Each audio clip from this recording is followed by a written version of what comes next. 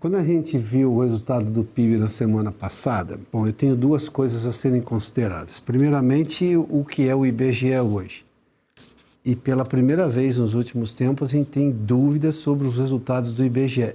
E não é um olhar de fora para dentro, é o que de dentro para fora nos contaram os funcionários técnicos do IBGE, pesquisadores de carreira reclamando de pressão política dentro do principal instituto de pesquisa e estatística brasileiro, ou seja, que fornece dados oficiais que vão, por exemplo, decidir sobre orçamento, política econômica, política monetária e por aí vai. Este é um dado. Mas pegando pelo valor de face do que foi divulgado, eu tenho uma desaceleração muito importante. 3,4 no ano anterior, a 2,3 no PIB de 2025. Com um trimestre muito ruim, né? Os dois últimos trimestres já começaram a ser ruins. O gasto público aumentou, o consumo das famílias ficou estagnado, em zero. Ou seja, a onda de crescimento de impostos do governo federal, do que convencionou se chamar pelos memes de taxade, ou seja, cada dia mais um imposto e tudo mais, está impactando no poder de compra das famílias. Se eu tiro o consumo das famílias de crescimento do PIB, eu vou gerar não só insatisfação, como os números vão cair. Aumentei os custos do Estado, você acabou de falar e mencionou quanto isso implica no futuro da economia. A conta chegou porque é inegável, esse país, o Lula herdou uma herança bendita, um carrego estatístico de redução do tamanho do Estado, maior eficiência, menor custo do Estado e por aí vai, além do que teve aquele superávit no último ano do governo Bolsonaro. Mas assim, você estava vendo uma eficiência das estatais, menos politização das estatais, indicação. Tudo isso se perdeu. O carrego estatístico está no fim, pelo que me parece. As reformas todas feitas no governo Bolsonaro, no governo Temer, ou seja, tudo aquilo se perdeu. A reforma trabalhista do governo Temer, o Supremo quase que rasgou a reforma. Todos aqueles ganhos que houve, o próprio Michel Temer reclama, inclusive, disso. Sem contar as micro-reformas de eficiência do governo, da gestão do Paulo Guedes no governo Bolsonaro. O carrego estatístico que permitiu Lula continuar a fazer o país crescer sem fazer grande coisa, na verdade, criando problemas com o aumento da dívida, parece que o preço chegou. Chegou esse preço? Vai ficar mais alto ainda? Eu acho que com relação ao que a gente tem hoje, né, o cenário econômico que a gente tem hoje, parece difícil imaginar que haverá uma mudança na condução da política econômica do governo. E se o governo for reeleito, essa mudança ainda mais dificilmente terá, porque terá uma reafirmação de que ela funcionou, né? A gente viu isso, né, no passado.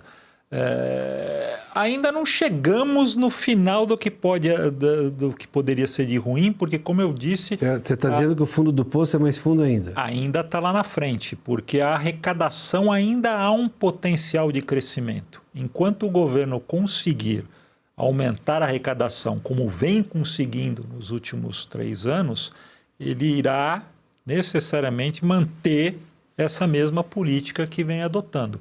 E a gente, com essa reforma tributária, ela ainda acena o split payment, que vai entrar em vigor mais fortemente aí a partir do ano que vem, provavelmente, essa carga adicional de impostos, que na prática é o que vai acabar acontecendo, vai ter alguma alíquota ali superior, isso vai dar algum fôlego ainda de financiamento de parte dessa política econômica e social que o governo coloca. Se isso vai dar certo lá na frente ou não, é muito difícil da gente saber, porque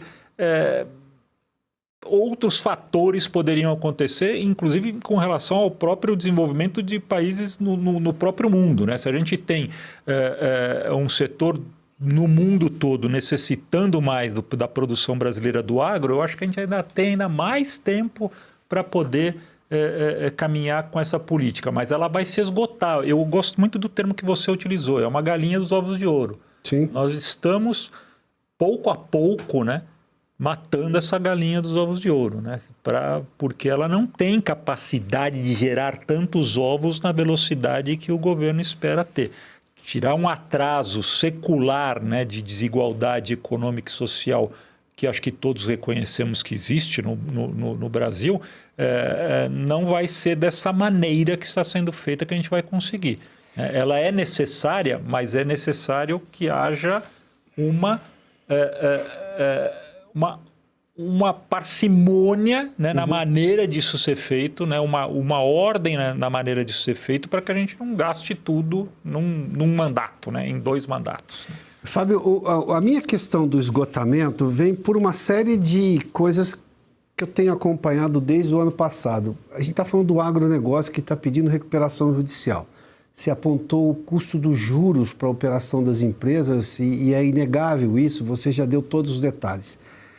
O ano passado eu conversei com alguns representantes do setor, veja só, o agronegócio, até pela mecanização de colheita e tudo mais, não é um contratador de mão de obra intensiva, não é como, por exemplo, serviços, empresas como foram as de telemarketing, essas coisas todas.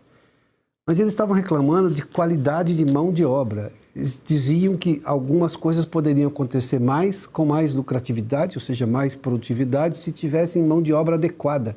E não tinham. Tinha gente que estava com dificuldade de contratar operador daquelas máquinas colheitadeiras. Nós estamos falando agora, né? Aquelas máquinas colheitadeiras, quando a gente olha, parece... Mas elas são como aviões, né? Sim, elas são de um nível de tecnologia tal que, de fato, a mão de obra precisa ser especializada. E você tem muita razão no que diz. E reforça aquilo que eu havia dito um pouco antes. A produtividade é muito baixa. Sim. O número de empregados, né? A queda na desocupação do país não reflete necessariamente uma competência de quem está entrando no mercado de trabalho, mas uma necessidade que as empresas estão vendo de poder suprir com mais gente, né, para fazer a mesma coisa que faziam. Ou seja, nós estamos colocando mais do que 4% de aumento de pessoas no campo para ter um crescimento de 2%. Então, nós estamos diminuindo produtividade, né? Não estamos aumentando produtividade. Claro. Isso é muito difícil, né? Isso como se resolve?